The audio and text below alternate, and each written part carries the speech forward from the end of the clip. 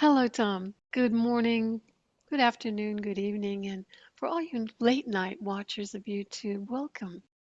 Tom, I thought today we would like to revive a little bit about Tom's Park. So many people are using Tom's Park that have such good feedback and results from it. It's a way to exercise your imagination and develop your intuition and not as an ad for it. I have that coming afterwards. But I'd like to know and let our new audiences know how inspired you were for this. How did this inspiration arise to create Tom's Park? What was that impetus that pushed you to so diligently work in such detail on Tom's Park? Well, the impetus that pushed it forward was that a lot of the people who had come to my workshops or seminars or whatever you want to call them had trouble with quieting their mind and getting their intellects to sit down and be quiet. And that, of course, is a first step for people who are meditating. The first step is you have to clear your mind of all thoughts and be able to keep it that way for a fairly long time. And these people just had a hard time clearing their mind. And when they did clear their mind, if something happened to them in the non-physical, in an altered state, their intellect would immediately jump in and start to analyze it and process it, which of course ruined it. It killed the whole experience. So these people were struggling, and they knew what the problem was. They knew it was their intellect and lack of discipline in their mind, but they tried and tried and tried and just couldn't seem to turn that intellect off or to keep those stray thoughts from coming through their mind. They had spent a lifetime analyzing, judging, sorting, figuring things out intellectually, that to turn that off was just very hard. So I wanted to give them another way of accomplishing the same thing that we accomplish through meditation and getting to point consciousness. So I thought about that, and I thought, how I did things and how a lot of people do things is that we don't first relax, take a deep breath, get into an altered state. We don't do any of that sort of stuff. We just immediately go there. We do that. And people who get in and out of the larger consciousness reality easily, they don't say, well, give me 5 minutes to get my mind in a good state. They just do it. You ask our mutual friend Marla to look in on something, and she'll, within the next 2 or 3 seconds, she's telling you what she's got. So it happens kind of instantly. So I thought, well, let's analyze that process a little bit and see what they're doing. And after I did, I realized that the pathway they were using was one of being familiar with the process to where they actually didn't have to go through it anymore. It's like they outgrew the process, where meditation was the first step. And they went directly to the answer without having to go through all the process up front. And as it turns out, my knowledge showed that you really start from memory. You start from what you know, from your experience. And you just begin. And as soon as you begin and let go, which means your total focus is on this other thing, for Marla's case, making a connection to dead Uncle Fred. You just suddenly you're thinking about Uncle Fred and what does Uncle Fred have to say? And there you are. And it happens instantly. So it's really imagination driven, not meditation driven. But there's no free lunch. Just like in meditation, you have to discipline your mind with using your imagination. You have to discipline your imagination. It's the same thing. So it takes a little discipline, but your imagination is active, not passive. Your meditation is a passive. And when you're sitting there passive, the intellect keeps jumping in. it's hard to keep it out. But when you're actively engaged, you don't have that problem. So it gets past the problem of having an overactive intellect trying to constantly butt into what you're trying to do at the intuitive level. So I worked with that a little bit and realized that there was another whole pathway that I could deliver to these people who are having trouble, another whole way of approaching the problem. But first, they'd have to discipline their imaginations a little bit. So I set up this Tom's Park place. You know, it has a lake, it has buildings, it has shops, it has restaurants, it has grass, it has animals, you know, wild and tame. And I set it up to be an experience in all of your senses. There's things there to smell, to taste, to hear, to see, and to touch. There's textures. There's different temperatures. It's just everything there that your senses could do. So now the discipline that you need to learn with your imagination is to fully express what you're imagining with all of your senses. And that's required because that puts your full attention on what you're doing.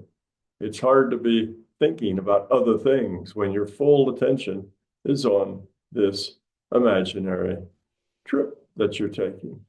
So if you practice with that, you get to the point where you get quicker and quicker and quicker at it. The first 10 times you go to Tom's Park, it may be a little frustrating, but you'll get better and better and better. Just like the first time you meditate, it might be a little frustrating because you can only go 10 seconds without stray thoughts coming in. And it's the same here. So you learn to discipline your mind with your imagination. And just by the fact of how we go about it, the intellect no longer is a problem. And having a quiet space where there aren't any intrusions is not a problem.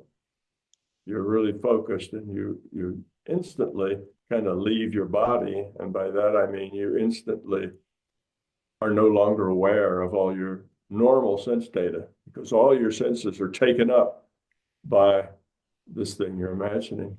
Yeah. So the way it works is that you get into this imagination to the point that it starts to just unfold. What you're imagining, the story you're imagining begins to unfold on its own. You're no longer putting words in all the characters' mouths. They're speaking their own words.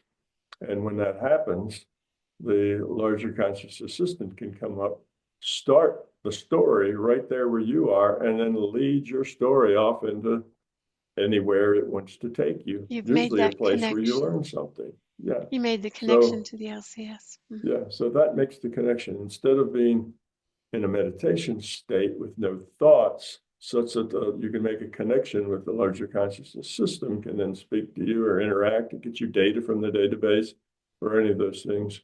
Now you make a story, but you let that story go. You don't control it. You just start it going. Once you get it started going, it has a life of its own. The characters in your story start speaking their own minds, not your mind. And when that happens, then the system just kind of takes it from there and goes on with it. So it's a natural, unnoticeable transition because here you are and you're putting some words in their mouths, but not all the words. And then you're putting none of the words in their mouths. And it's just a seamless transition to where you were here having a daydream and now you're not. You're in the middle of this daydream experiencing it. You're not creating it, you're just experiencing it. And you make that transition from creating it to experiencing it, the LCS takes over and takes you wherever you want. And at that point, it's equivalent to an out of body. You're no longer processing data with your senses. You're someplace else, and you're on a single player game with the LCS. So it takes you to the same place, and you can do all the same things no matter how you enter. But the good part is that the better and better you get at it, the more you practice, the more times you go to Tom's Park and do all the things that are there to do, you will find that it gets quicker and quicker. The first time you do it, it may take you an hour before you get to the point where the LCS can pick up on your story and the story just unravels. Or maybe it's your 10th time there, that starts. but then it gets simpler and simpler. Pretty soon, you can make that transition in 30 seconds. Oh, you just start your story out and bingo, it gets picked up almost right away. And that's basically what these mediums and other adepts do. When Marla makes a connection with dead Uncle Fred, she just starts with an imagination of Uncle Fred, starts with the communication and just drops right in instantly. There's no meditation, there's no preparation. You just learn to go into this daydream for 3 seconds and let go of everything, and then you're connected. It's It's so just that uniquely simple. done. It's so Yeah. uniquely crafted with so much detail. You put Well, so much into it yeah. that you can really get involved in, and something for everyone. Yeah. Well, you have to have a lot of detail if you're going to consume people's 5 senses Mm-hmm. for, a long time. You need to give them a lot of things to start with. And you have to give them things that connect to their own experiences. Like if you were going to walk down a sandy beach in a daydream, well, you would need to have been there before. You would need to have know what it's like to be on a beach. You can hear the surf, you can smell the salt air, you can feel the sand, between your toes. You can feel the surf coming up and running over your ankles. You can hear the seagulls. There's all this stuff you can do. You can see maybe children playing on the beach, or, you can see seashells and seaweed on the beach and some driftwood. And so you start to put all this detail into it. And pretty soon you're just actually walking on a beach someplace. Yeah. You're experiencing walking on a beach. And at that point, you're home free. You now have let go of your physical senses. Your mind is totally consumed with the daydream. And the LCS can give you any kind of adventure it thinks good for your learning. You're out there. You're out of body. You're no longer here processing the data streams that define this reality. And when you do catch those data streams, you're prepared for exploring the LCS so much better than you would ever because of that detail. You're ready to engage things the way you Yeah, offer that they should. right. You're ready to really delve into the things that you're given, the data streams you're given, and that makes such a lot of sense. How wonderful it is. What is some of the feedback that you've heard from some people as to how they've been helped in various ways? I know that you have Tom's Grill there, and one of our community members has a particularly good rapport with the staff there at Tom's Grill, making up concoctions that satisfy every need of drinks or of healing potions or things like that. She's gotten into quite a very creative rapport with the staff member there.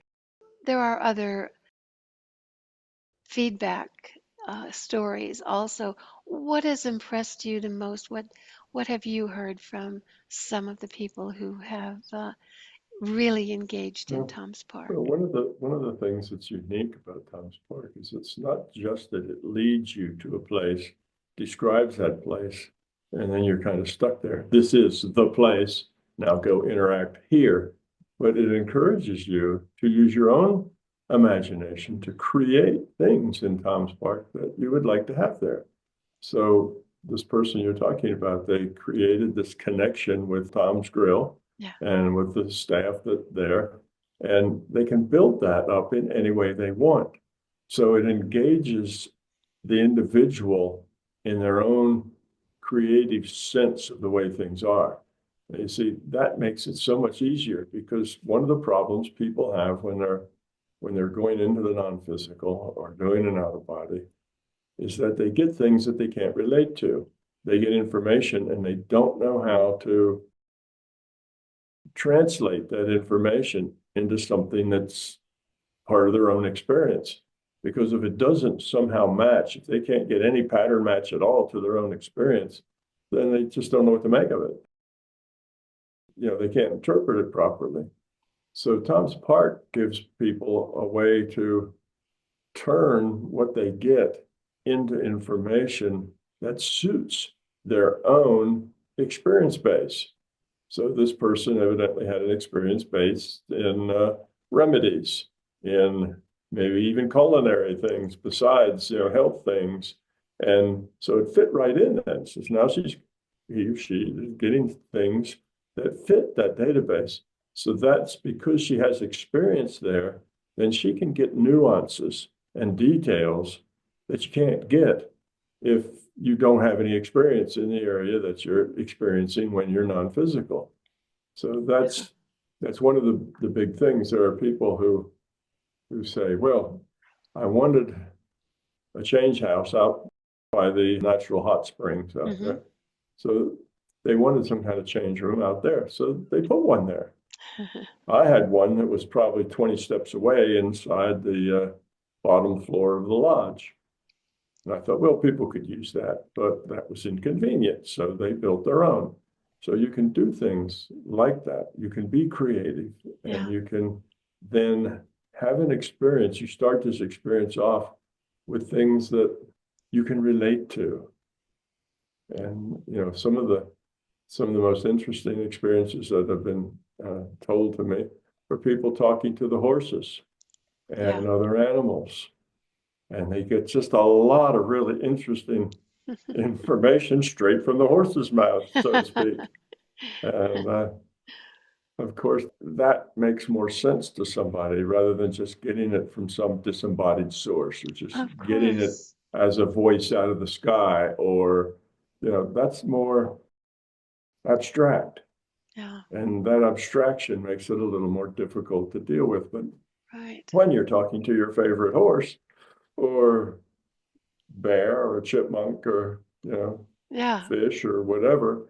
So I set these things up so that people can connect to them emotionally and experientially, and therefore experience things that they can easily understand and perceive. So There they're are a lot getting of things they're there. getting their messages, but they're getting them in formats that are more accessible to them Mm-hmm. than if they just learn how to meditate and go out and have to deal with things. That'll be a more abstract space that they're in. It's entirely mental.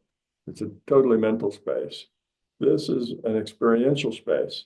It's a space in which you perceive and experience things. It's not a space that's just all in the mind. Yeah. And it's a richer space because I kind of force you to enter it with all your senses. So you can taste it and smell it and feel it and hear it and see it. And you get much more engaged that way.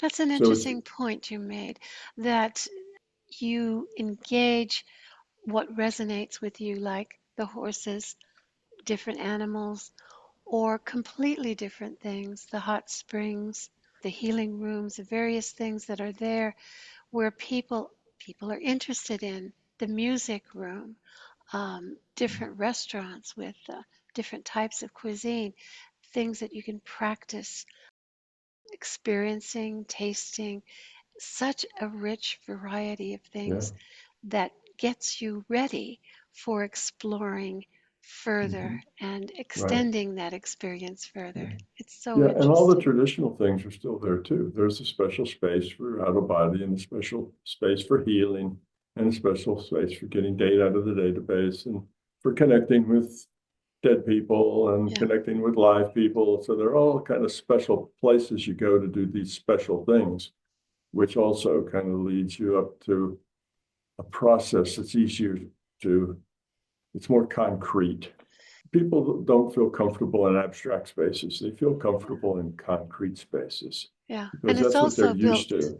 it's also built to be safe, Yes. a very safe, positive place, a place where people can relax and unplug from all the negativity Mhm. that is in this physical Yeah. reality.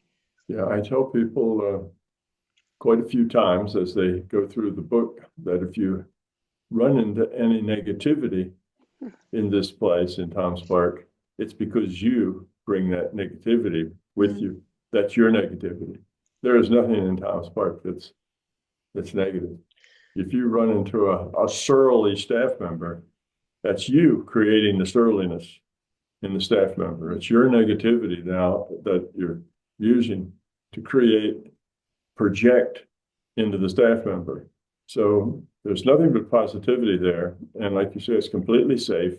You can't get lost.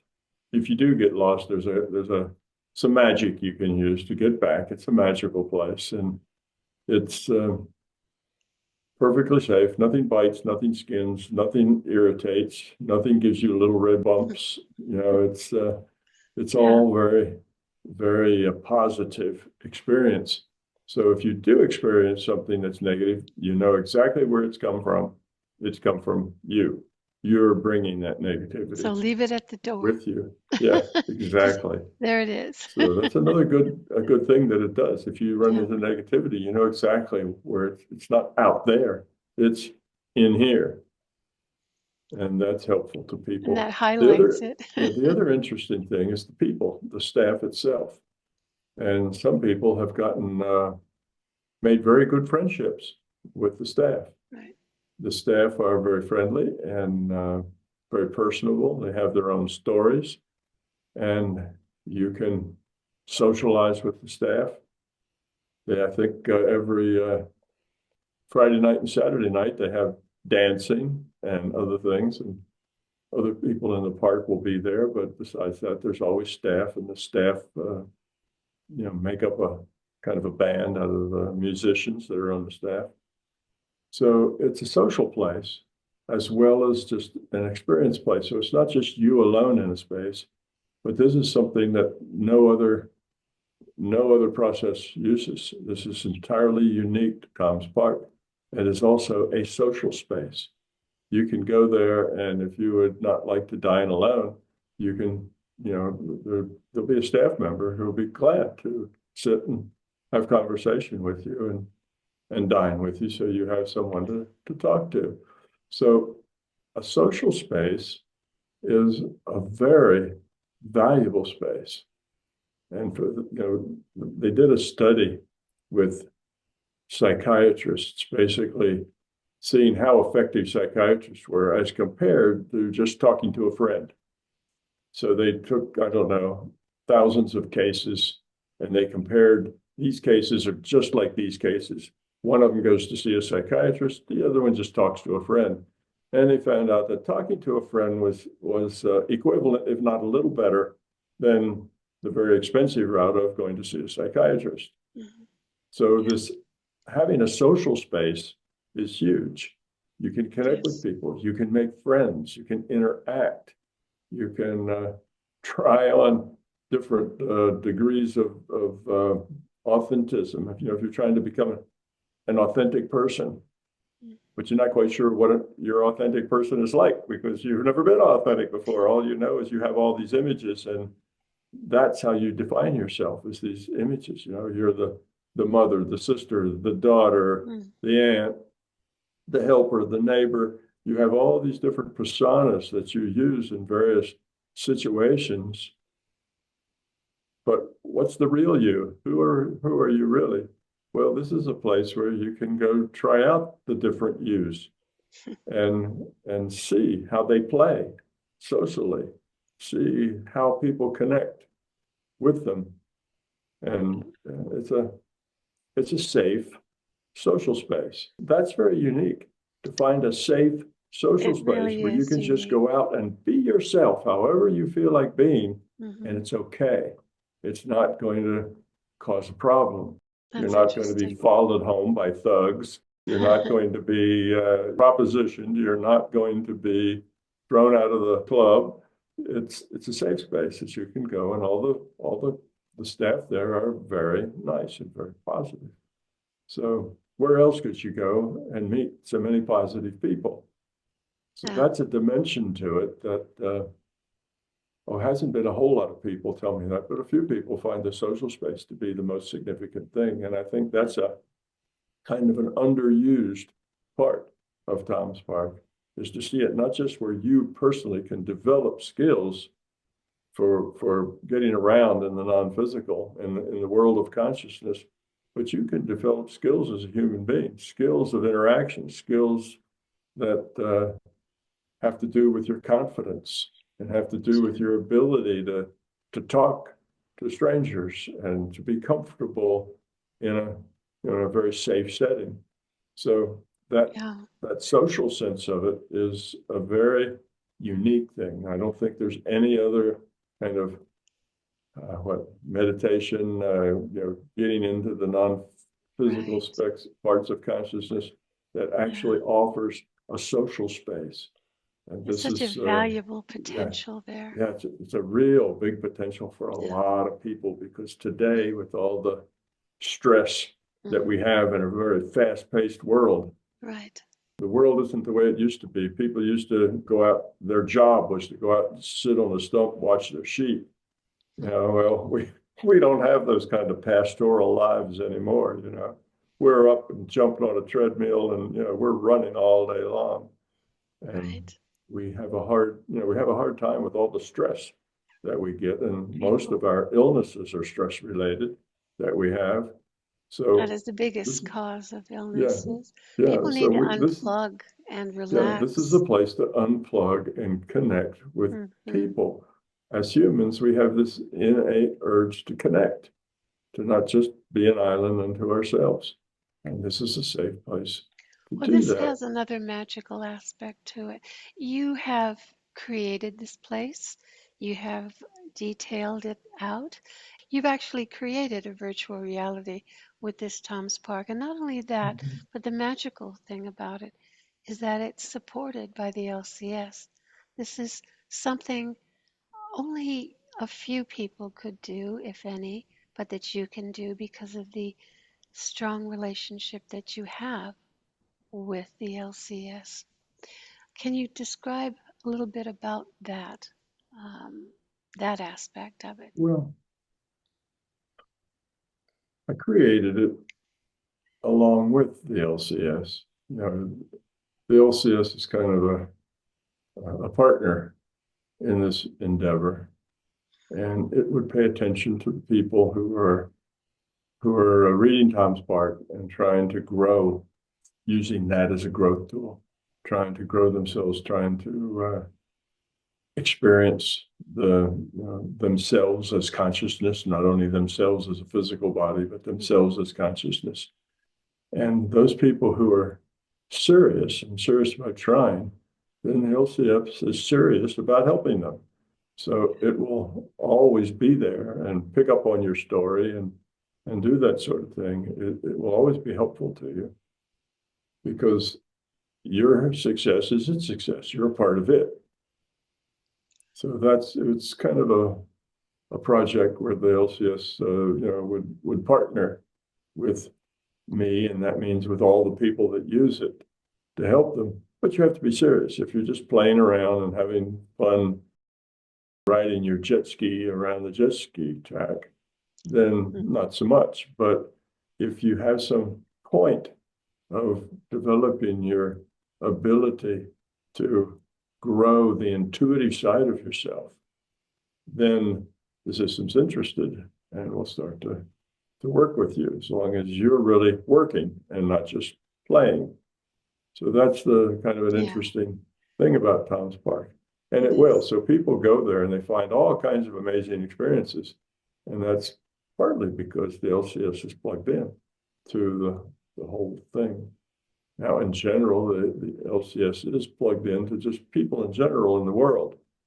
But this is kind of a special space where people go to make that connection.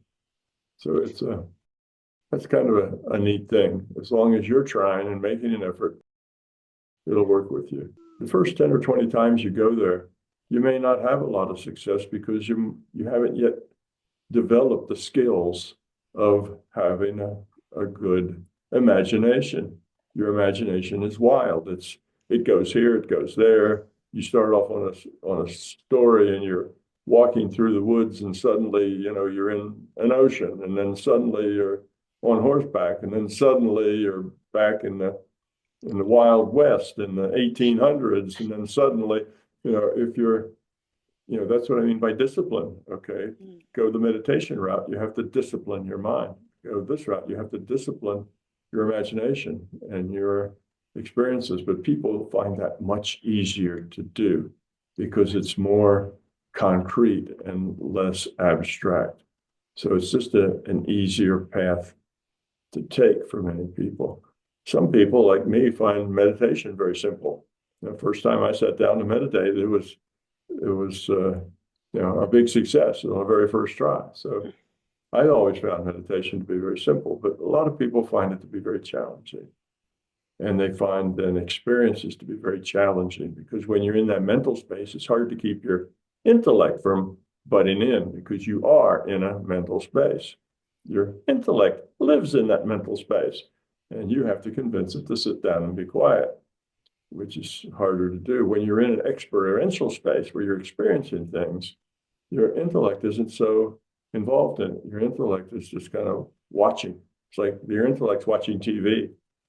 It's watching your experience, and it doesn't really have a whole lot to say about it. It's a little easier to get the intellect to back off.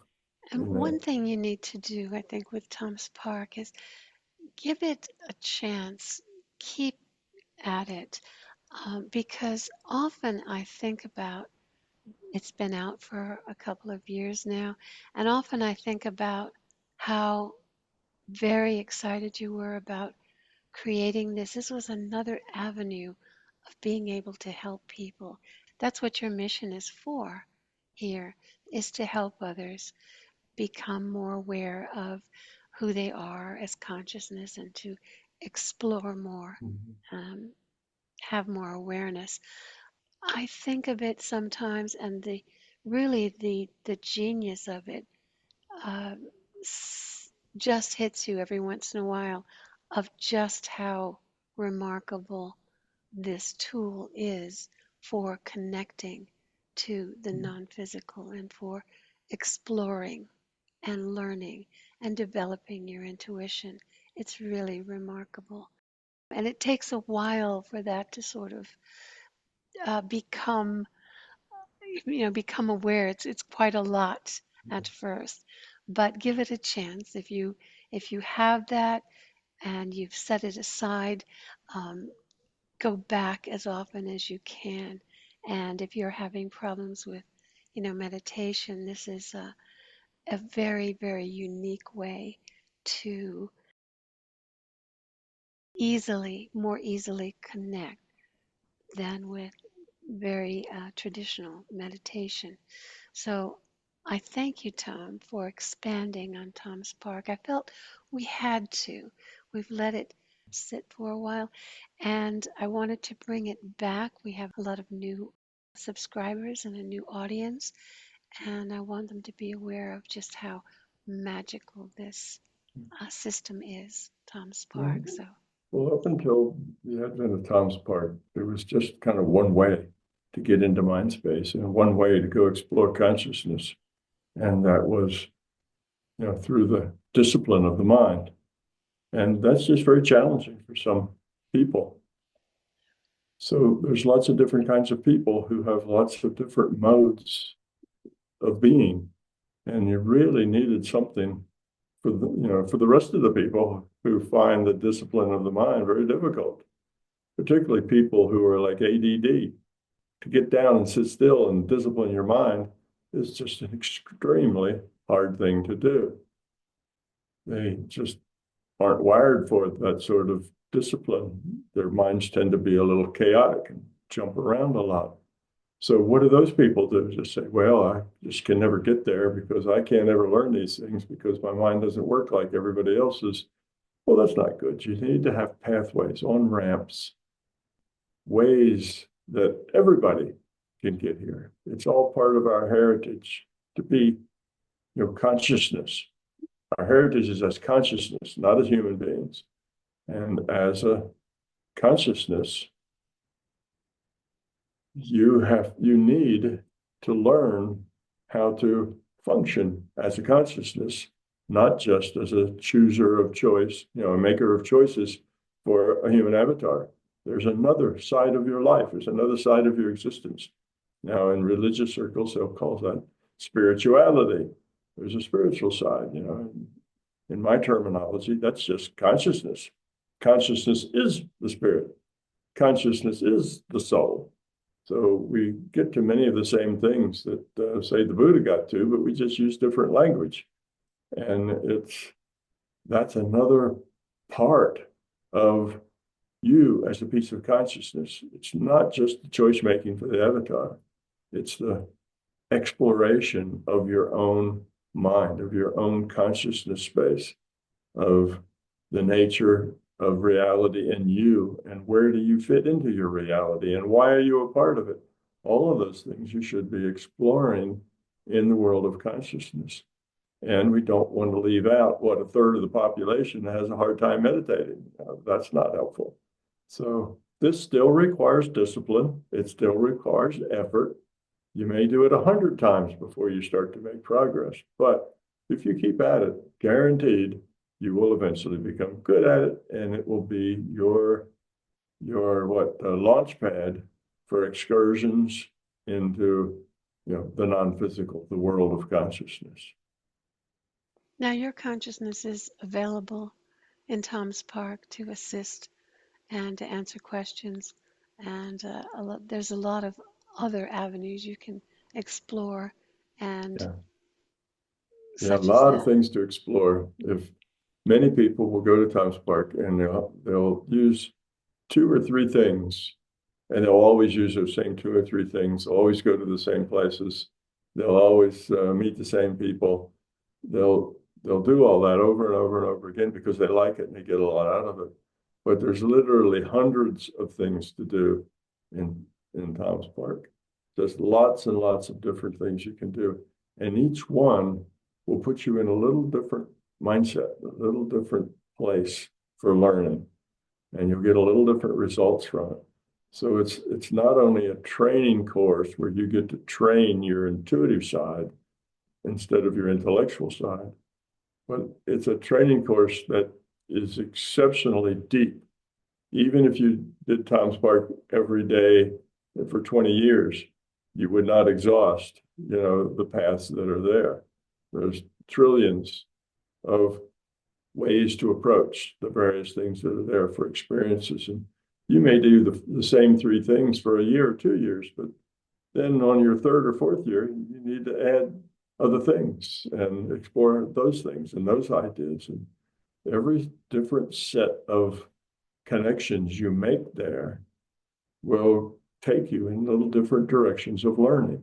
So it's a training course. It's not like you go through it once and you're done it. You're done with it. That's it.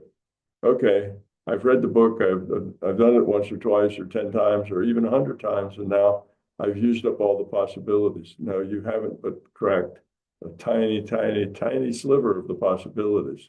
The possibilities are almost endless. So it's a training course that you can use, and that will be fresh and new and give you new experiences for all the rest of your life. It doesn't grow stale. If you only have the same experiences over and over, well, that's your choice. That's not a limitation of Tom's Park. So it's a lot for the money. It's not that expensive to get a lifetime tool that will help you get around and explore your own mind, your own being as consciousness. Absolutely. Thank you so much, Tom, for expanding on Tom's Park. You're welcome. Thank you. Would you like to see a better world? Get a better perspective. Balance your intellect with intuition and explore your true nature with the Exploring Consciousness and Everything Paranormal program with Thomas Campbell.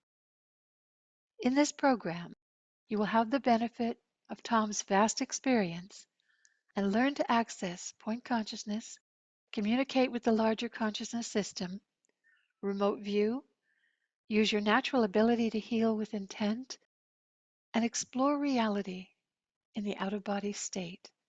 His famous binaural beats are included. Details are in the description below. Thank you.